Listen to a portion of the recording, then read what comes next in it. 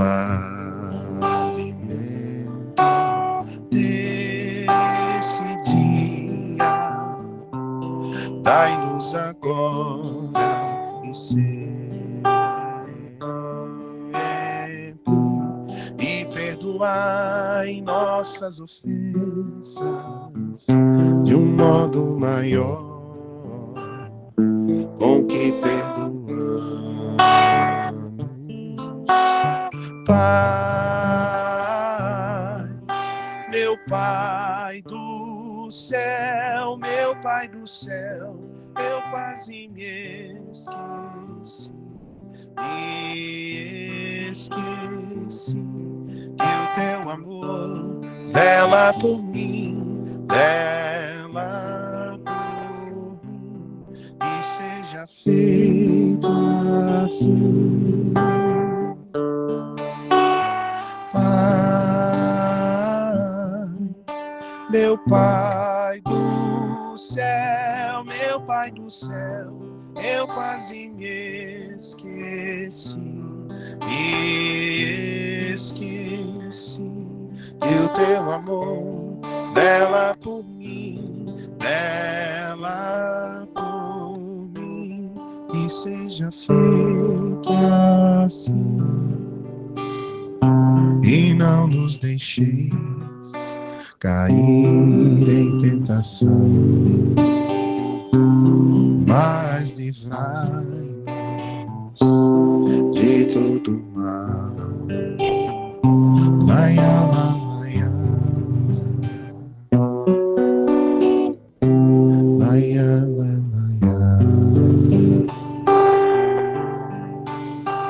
Tenho certeza que Jesus se alegra com essa sala tão cheia, tão repleta de vida, tantas pessoas buscando aprender mais, dia após dia, e isso é muito bom e gratificante, né? Antes da gente começar as nossas recomendações, a nossa escala, eu gostaria de mostrar para vocês e fazer um convite especial, porque no próximo domingo vai acontecer no Segal o Festival de Sorvetes e Açaí, é um dos eventos mais esperados do ano, porque é um evento delicioso, literalmente, né? E os nossos ingressos estão sendo vendidos a preço promocional, antecipado, pelo nosso site, ou na livraria do Segal, na Avenida T2. Então, estão todos convidados, será domingo próximo, começa às 14 horas até às 17, tem música ao vivo, tem sorvete gostoso, um ambiente familiar, e a família segalina toda reunida. Então, esperamos todos vocês. Quem ainda não separou aquele recipiente com água, a água que faz parte do nosso tratamento, ainda dá tempo, a fluidificação ela é feita no final, e uma garrafinha individual para cada um, para ser fluidificada. Vamos passar agora para a nossa escala de trabalho. Meu nome é Mariane, alguns já me conhecem, daqui mesmo, né? E é uma alegria sempre estar com vocês. A nossa harmonização contou com a presença do Henrique, que mais uma vez nos encantou com belas melodias emocionantes. O Evangelho segundo o Espiritismo é o capítulo 14, a ingratidão dos filhos e os laços de família. É o item 9, parágrafo 1 e 2, que vai ser feito pelo nosso irmão Edmilson. A prece inicial será feita pela nossa querida companheira Joana Dark. A palestrante da noite é a nossa queridíssima Sandra Regina, que trouxe um tema muito fundamental e de grande relevância e importância para todos nós, que é a família, o laboratório das almas. O passe, a fluidificação das águas e a prece final vai ser feita pela nossa irmã Alba. Então, sejam todos bem-vindos novamente, que tenhamos todos uma noite muito agradável. E agora eu convido o nosso irmão Edmilson para a leitura do Evangelho. Do Evangelho segundo o Espiritismo, capítulo 14, honrai o vosso pai e a vossa mãe. O item 9, ingratidão dos filhos e os laços de família. A ingratidão é um dos frutos mais frequentes do egoísmo. Ela revolta sempre os corações virtuosos. Mas a dos filhos contra os pais tem um caráter ainda mais revoltante. E é sob esse ponto de vista, especialmente, que vamos encará-la para a análise de suas causas e de seus efeitos. Nisso, como em outras questões, o Espiritismo vem lançar luz sobre um dos problemas do coração humano. Quando o espírito deixa a Terra, ele leva consigo as paixões ou as virtudes relacionadas com a sua natureza, indo para o espaço para se aperfeiçoar ou ficar estacionário, até que um queira ver a luz. Assim, pois, alguns partem levando consigo fortes ódios e desejos não saciados.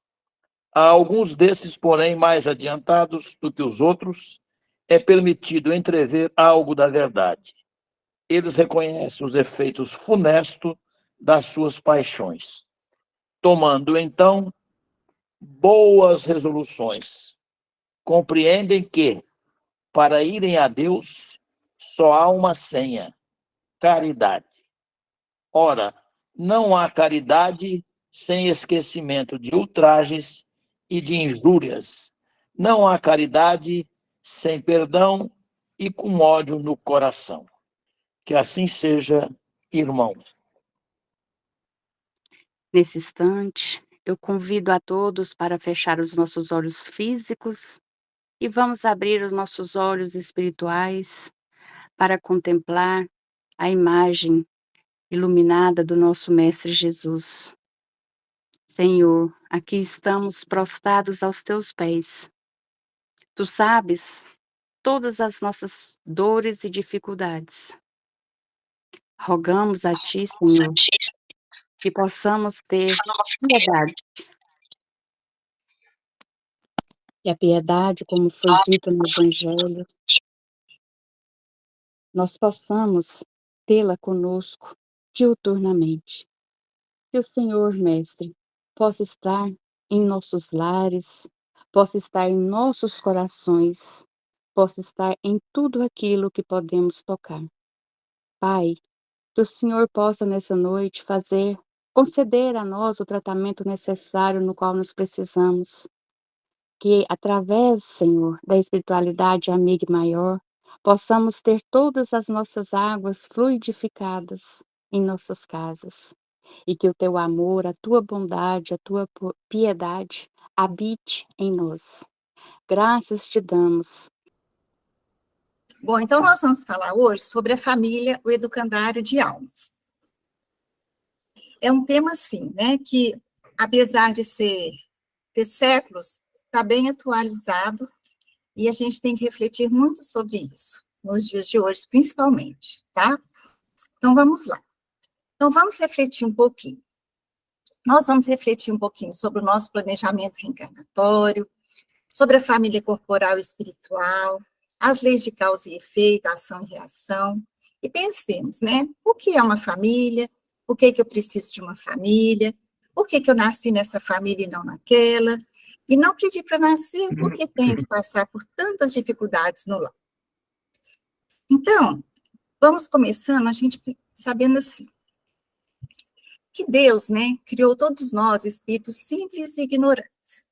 E cada um foi traçando sua trajetória com suas diversas reencarnações, uns acertando mais, outros errando mais, e assim a gente vai caminhando. No espaço, a gente sabe, né, que os espíritos, eles formam grupos ou famílias entrelaçados pela afeição, pela simpatia e pela semelhança das inclinações. Só que nós aqui também, encarnados nesse planeta de provas e expiações, né, que é o planeta Terra, a gente sabe também que a nossa tendência é também nos ligarmos às pessoas que nos são afins, né? Aquelas pessoas que são muito, muito diferentes de nós, a gente normalmente a tendência é nos afastarmos um pouco delas. Então, a união e a afeição que existe entre pessoas, parentes, né, são índices de simpatia anterior que as aproximou. Daí vem que, falando-se de alguém cujo caráter, gostos e pendores nenhuma semelhança apresenta com os seus parentes mais próximos, se costuma dizer que ela não é da família. Então, vocês já viram que quando se tem uma família que é bem equilibrada, o que acontece? Quando tem uma pessoa que se destoa muito dela, a tendência é a gente falar assim, Hoje nem parece que é daquela família que foi criada todo mundo junto, porque é totalmente diferente, né? Aí, então, assim, que Deus permite que nas famílias ocorram essas encarnações de espíritos antipáticos ou estranhos, com o duplo objetivo de servir de prova para uns e para outros, de meio de progresso. Assim, os maus se melhoram um pouco a pouco ao contato, né, ao contato dos bons e por efeito dos cuidados que eles se dispensam. O caráter deles se abrandam, seus costumes se apuram, as antipatias se esvaiam. É desse modo que se opera a fusão das diferentes categorias de espíritos, como se dá na Terra, com as raças e os povos.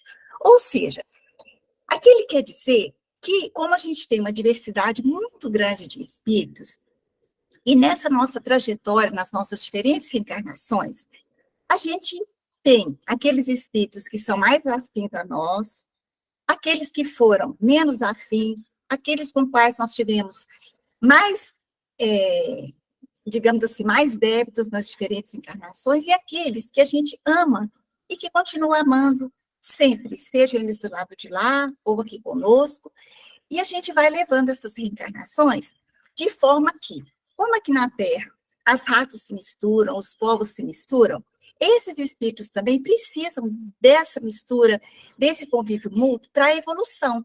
Porque você já pensou se fosse só assim, os ruins convivessem com os ruins e os bons convivessem só com os bons?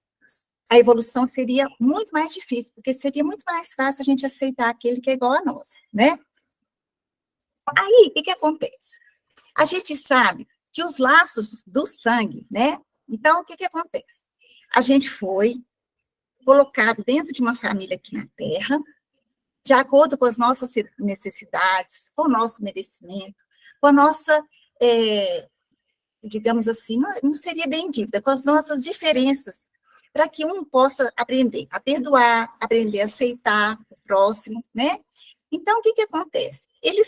Os laços de família, numa mesma casa, eles não criam forçosamente os liames entre os espíritos, porque o corpo procede do corpo, mas o espírito não procede do espírito, porque o espírito já existia antes da formação do corpo, né?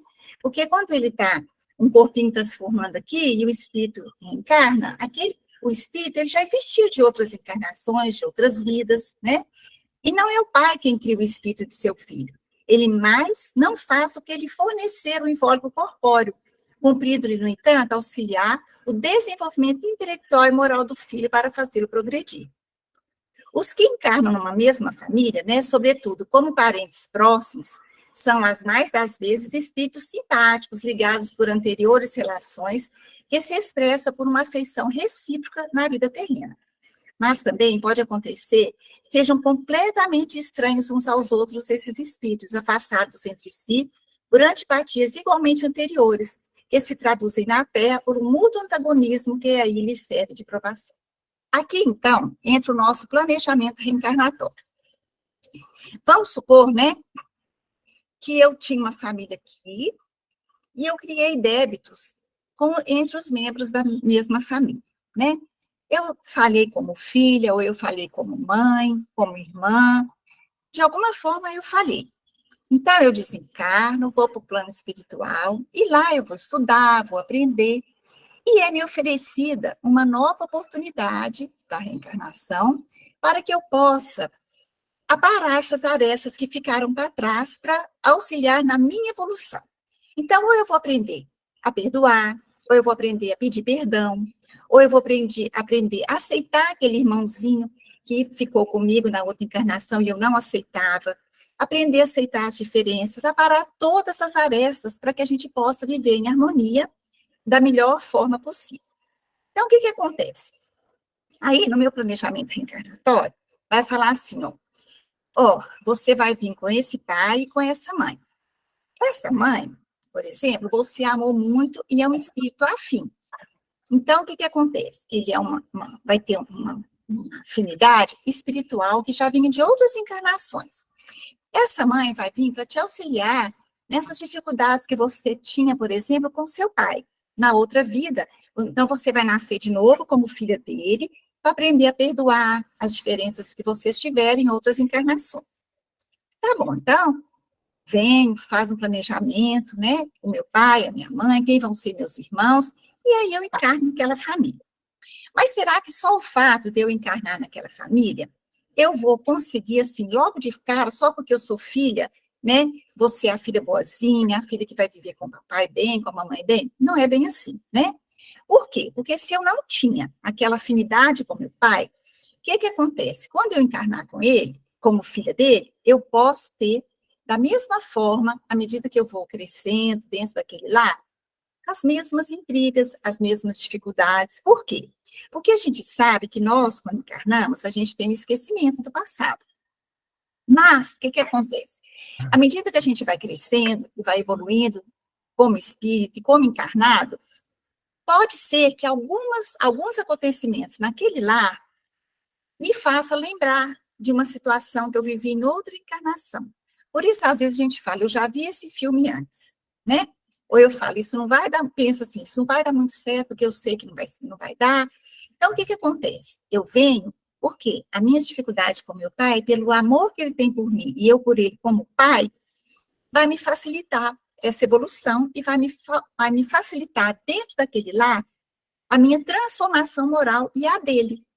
Por isso, a gente tem que considerar que a nossa família, o lar, ele é essa escola bendita, né? O educandário de almas, que vai nos fazer crescer, evoluir e nos transformar, como no laboratório. Não é assim que acontece? As reações químicas no laboratório não vão transformando uma substância com outra, dá uma terceira substância, do mesmo jeito.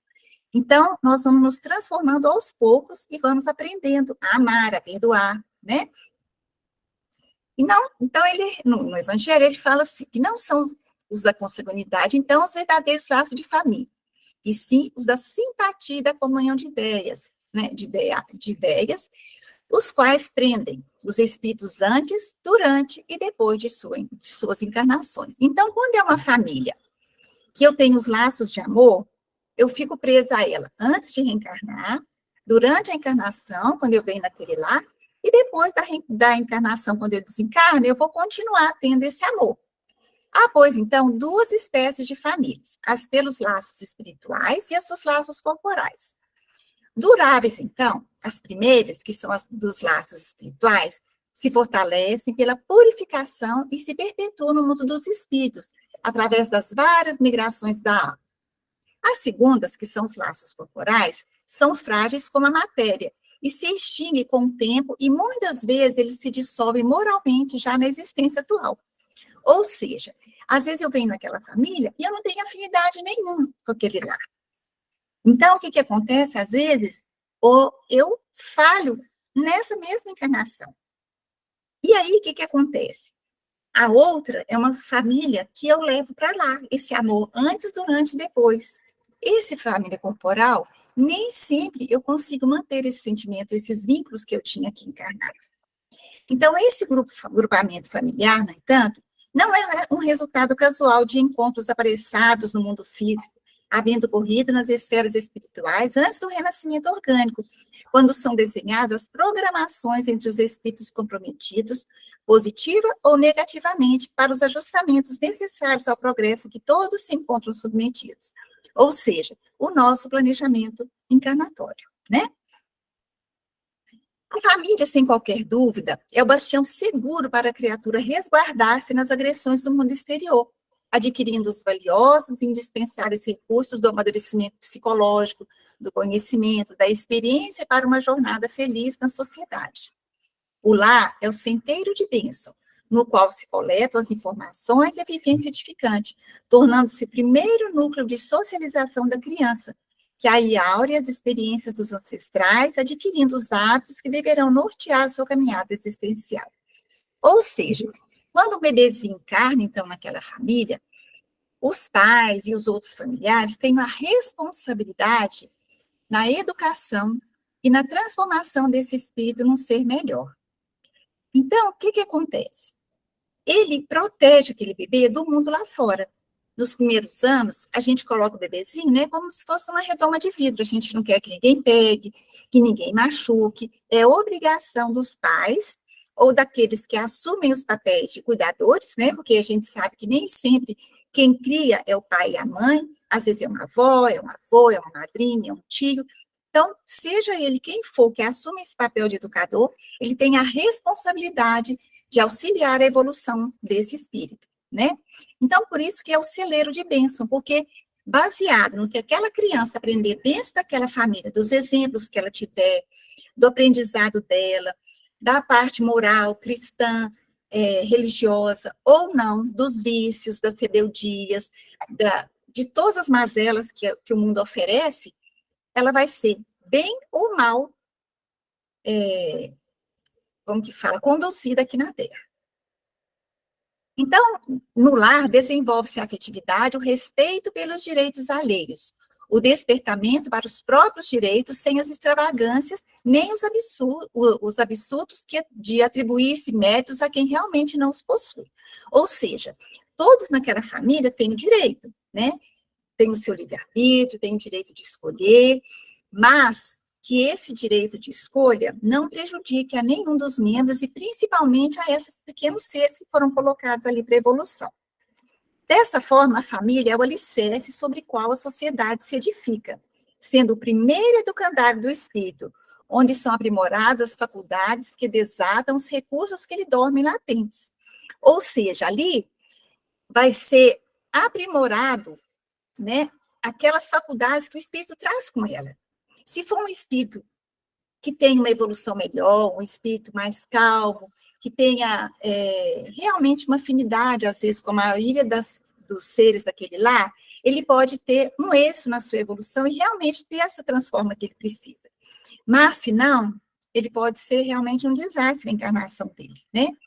A família é a escola de bênção, onde se aprende os deveres fundamentais para uma vida feliz e sem cujo apoio fenecem os ideais, desfalecem as aspirações, emurchecem as resistências morais. É permanente oficina, onde se caldeiam os sentimentos e as emoções, dando-lhes a direção correta e a orientação segura para os empreendimentos do futuro.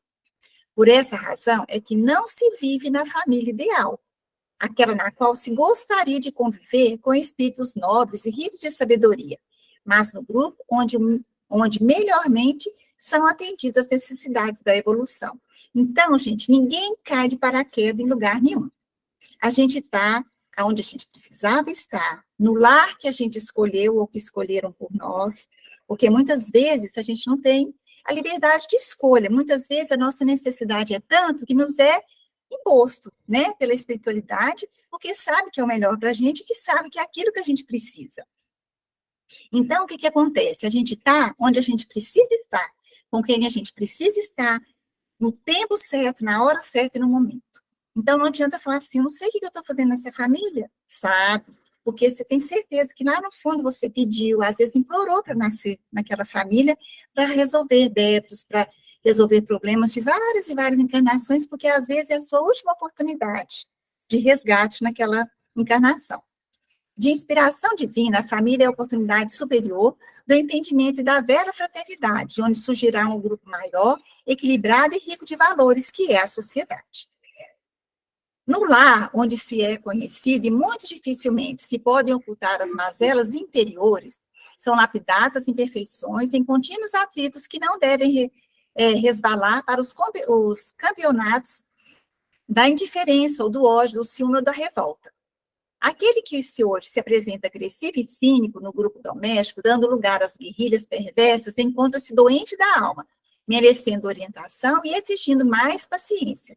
Aquele parente que é o mais difícil, né, é aquele que precisa mais de nós. E muitas vezes é o que acontece, é o errado, né? Começam as guerras dentro de casa, as desavenças com aquele espírito, e ele muitas vezes é abandonado, é deixado de casa, está de lado, porque ele é o mais difícil. E, na verdade, ele é o que precisa de mais paciência, de mais aconchego. Quem não conhece a capacidade de amar aqueles com os quais convive, mais dificilmente poderá amar aqueles outros que não conhece. Então, como que a gente vai viver numa sociedade harmônica e equilibrada, né, se a gente não consegue viver bem dentro do nosso lar, que às vezes tem 5, 6 pessoas que convivem conosco, e a gente viver no mundo é meio difícil a gente não conseguir. E a gente sabe que a família é o nosso local de maior aprovação. Por quê? Porque lá a gente se revela, a gente é o que a gente é, não tem como esconder, a gente não tem que colocar as máscaras, né? Como a gente vive no mundo aí fora. Fala, nossa, essa aqui lá fora é tão boazinha, chega dentro de casa, Jesus amado. E muitas vezes é assim mesmo, né? Então, com esse treinamento doméstico, aquele espírito adquire a capacidade de amar com mais amplitude, alcançando a sociedade que ele transforma em família universal. Então, aqui ele vai falar assim, que a criança necessita de cuidados especiais que só a ternura materna lhe pode dispensar. Ternura que se acresce na fraqueza e da ingenuidade da criança. Por isso o espírito vem pequenininho, né? O ser vem pequenininho, para a gente poder amar. Porque na hora que nasce, só de olhar a carinha a gente já ama, né? Às vezes, quando você sabe, se for muito bem-vindo, né? Às vezes, quando a certeza é grande, só de saber que a mãe está grávida, ela já ama aquilo ali incondicionalmente, né? Para uma mãe, seu filho é sempre um anjo, e assim era preciso que fosse para lhe cativar a solicitude. Ela não houvera podido ter-lhes o mesmo devotamento se, em vez de graça, da graça ingênua, deparasse neles, sob os traços infantis, um caráter viril e as ideias de um adulto, e ainda menos se lhe viesse a conhecer o passado. Se a gente soubesse que era um espírito que não nos fosse afim, imagina se eu recebo como filho, né? Vamos supor, um espírito que em outra vida tirou a minha vida, ou tirou a vida de um ser que eu amei muito, né? Então, o que acontece? Ia ser uma guerra desde o começo, né? Então, no curso dos primeiros anos, o espírito é verdadeiramente criança, por se achar ainda adormecidas as ideias que lhe formam o fundo do caráter. Durante o tempo em que seus instintos se conservam amodorrados, ele é mais maleável e, por isso mesmo, mais acessível às impressões capazes de lhes modificar a natureza e de fazê-lo progredir, o que torna mais fácil a tarefa que incumbe aos pais. Porque nós sabemos que até os 7 anos, o espírito, ele fica mais com os conhecimentos do lado de lá, né, do que do lado de cá. Por isso que quando a gente fala que essa primeira infância, né, até os 7 anos, é tudo que a mãe precisa para conseguir colocar o maior conteúdo possível. Por isso a necessidade da evangelização infantil, dos ensinamentos doutrinários, né, cristãos para essa criança. Por quê? Porque vão ficar arraigados nela nesse período. Porque após os 7 anos, as crianças já não estão tão ligadas ao mundo espiritual mais, estão mais ligadas à terra. E aí é mais difícil de você moldar esse serzinho que está crescendo, né? É onde a gente sabe que é a fase mais difícil. Então, aqui ele vai falar assim, que, por exemplo, no grupo animal, quando o filhote para de mamar na mãe, ou ele começa a comer sozinho, a mãe se desgarra, ela abandona ele, né? A gente vê isso, que os bebezinhos, os filhotes são largados assim que eles começam a caçar. A gente vê isso muito na selva, né? Com os leões, a gente vê muito isso. Agora, no círculo humano é diferente. Você pode ver que os laços entre os pais e o filho jamais se rompem, mesmo quando há dificuldades no relacionamento atual. Então, o filho é filho da mãe, aqui, quando ela ama, em qualquer, seja ele quem for, o amor dela é incondicional. Né? Você pode ver que uma mãe dá a vida por um filho. Né? Ela queria sofrer no lugar dele, ela queria adoecer no lugar dele, ela queria desencarnar no lugar dele. Né? Por quê? Porque o amor é tanto que a gente quer tudo de melhor para os nossos filhos. E aí, ele vai falar assim, agora eu peguei essa parte naquele livro Constelação Familiar do Divaldo, né? Então, ele fala que agora nós estamos vivendo num mundo de transição, numa época de perturbação e esvaziamento de valores espirituais. A violência, os vícios, os desregramentos, a sexualidade irresponsável vem causando inúmeros malefícios à nossa juventude. Então, os nossos jovens hoje, eles às vezes já não têm mais aquela responsabilidade, né, às vezes com os filhos que eles têm, não tem maturidade. Às vezes a mãe engravida, aborta, às vezes ela engravida e não quer essa criança e doa a criança, às vezes ela abandona. Então, assim, elas já não têm ainda, por quê? Porque às vezes essas mesmas adolescentes, esses mesmos jovens não tiveram esse preparo que eles precisavam ter tido dentro da família de origem deles, né? Então, diante de tantos desajustes familiares que sentimos, presenciamos e assistimos no mundo moderno, como entendermos as divergências, às vezes, tão acirradas entre os membros de uma mesma família. Hoje, o que vemos é a ausência total dos pais diante da orientação para os seus filhos adolescentes, ausência de hierarquia, ausência de limites, ausência de comunicação, ausência de disponibilidade dos pais em ouvirem seus filhos, tocá-los, reconhecê-los e amá-los. Os jovens confusos já não percebem mais o significado da vida. E quantos pais são infelizes com seus filhos porque não lhe combateram desde o princípio as más tendências, o fraqueza ou indiferença, deixaram que nele se desenvolvesse os germes do orgulho, do egoísmo e da tola vaidade que produzem a secura do coração. Depois, mais tarde, quando colhem o que semearam, admiram-se de se afligem da falta da deferência com os quais são tratados e da ingratidão deles. Então, eu costumo falar assim, que a gente vai receber dos nossos filhos, da nossa velhice, o que a gente deu a eles durante a juventude deles. Por quê? Porque hoje nós temos os filhos dos quartos, né? Que numa casa tem 3 filhos, cada um tem seu quarto, ele é criado sozinho, não porque às vezes os pais trabalham, né? O dia todo e às vezes não podem, mas quando os pais chegam em casa, eles não têm o tempo real com os filhos, né? A qualidade do tempo real. Por quê? Porque hoje nós ainda temos um inimigo, entre aspas, que são as redes sociais. Às vezes a gente vê pais que passam o dia inteiro nas redes sociais. Os filhos pedindo, mãe, olha para mim, mãe, olha para mim, fala comigo, e a mãe nem escuta. Às vezes o pai não escuta, né? Todo mundo já conhece aquele texto, né, que a criança pergunta ao pai quanto custa uma hora de trabalho dele, ou quanto que custa ele ficar uma hora na internet, porque ele paga esse valor para ele poder ficar com ele, né? E isso a criança abandonada dentro do lar é muito triste, porque ela tem um pai lá dentro, uma mãe lá dentro, mas que não estão ali, né? E aí, o que acontece? Os filhos são filhos do mundo. E depois, os pais vão se queixar da ingratidão desses filhos, que não dão conta deles na adolescência, mas faltou tudo aquilo que as crianças e que esses meninos precisavam, né? Eles não passaram pelo educandário da alma. E aí, então, é a divina lei que somente através do amor o espírito encontra a plenitude e a família é o local onde se aprimora estes sentimentos, né? Que se desdobra em diversas expressões de ternura, de abnegação e de afetividade. Ou seja, nós temos que receber esse serzinho que nos foi entregue com muito amor, com muito carinho, com muito compromisso, porque imagina a gente chegar de lá e perguntar, né? Nos forem feita a pergunta, o que fizeste os espíritos que lhe foram confiados? E a gente não souber o que responder. É isso que eu queria trazer para a gente, só para a gente refletir um pouquinho da nossa responsabilidade como pais, como educadores, né? E como evangelizadores desses irmãozinhos que são colocados à nossa responsabilidade. Foi uma alegria poder te ouvir nessa noite. Eu acho que essa última citação aí assombra todo mundo. Onde eu encontro a paz, eu estou querendo saber. Ouvi quando alguém me falou que o caminho mais perto é você. Eu quero somente encontrar a luz para o meu coração.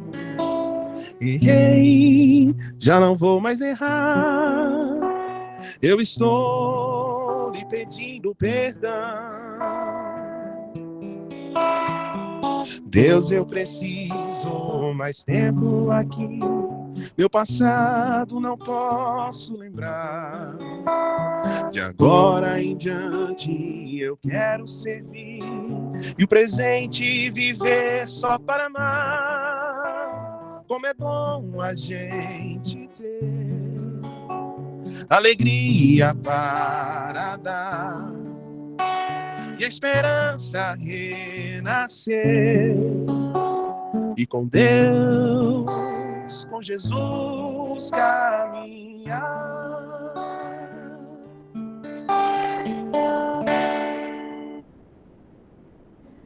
Muito obrigada, Henrique. É com você. Eu convido a todos que fechemos nossos olhos nesse instante, possamos sentar confortavelmente. E eu vou convidar a vocês que possamos, nesse momento, fazer uma viagem. Nós vamos estar com Jesus no fim de tarde. Nós estamos todos sentados e ouvindo Jesus falar. É um fim de tarde, o sol se pondo. Ele sentado numa pedra um pouco mais alto.